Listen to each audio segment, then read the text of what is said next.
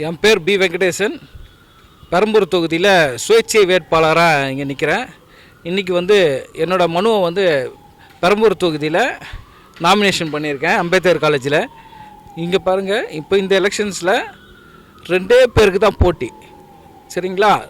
ஒன்று இந்த வெங்கடேஷ், இன்னொன்று விஜய். இவங்க 2 பேருக்கு தான் போட்டி. பெரம்பூரா இல்லை பனையூரான்றது மக்கள் முடிவு பண்ணட்டும்.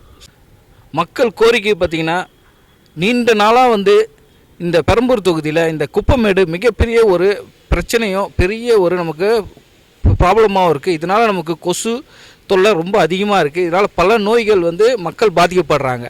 இதுலேருந்து நம்ம விடுபடுறதுக்கு முக்கியமாக நான் கண்டிப்பாக இந்த குப்பமேடு ஒழிக்கிறதுக்காகவும் இதை போராடுவேன்.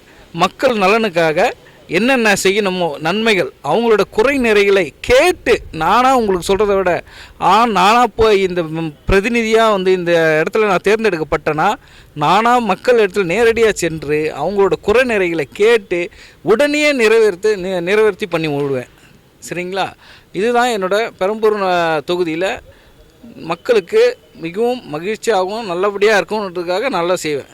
இந்த பெரம்பூர் தொகுதியில் மக்கள் உங்கள் குறைகளை நீங்கள் சொன்ன உடனே என்னால் நான் நேரடியாக உடனே உங்களுக்கு அந்த நேரம் உங்களுக்கு பார்த்து அதை சரிப்படுத்த முடியும். ஆனால் விஜய் இதை நிறைவேற்ற உடனடியாக அங்கேருந்து வர முடியுமா? பெரம்பூர் பனையூர்லேருந்து பெரம்பூருக்கு உடனே அவரால் செய்ய முடியுமா? முடியாதுல்ல. அதனால் உங்கள் வீட்டு பிள்ளையாக என்னை நினச்சி, இந்த வெங்கடேஷ் நினச்சி மக்கள் அனைவரும் எனக்கு ஓட்டளித்து இந்த பெரம்பூர் தொகுதி எம்எல்ஏவாக நியமிக்கும்படி மிக தாழ்மையுடன் கேட்டுக்கொள்கிறேன். நன்றி, வணக்கம்.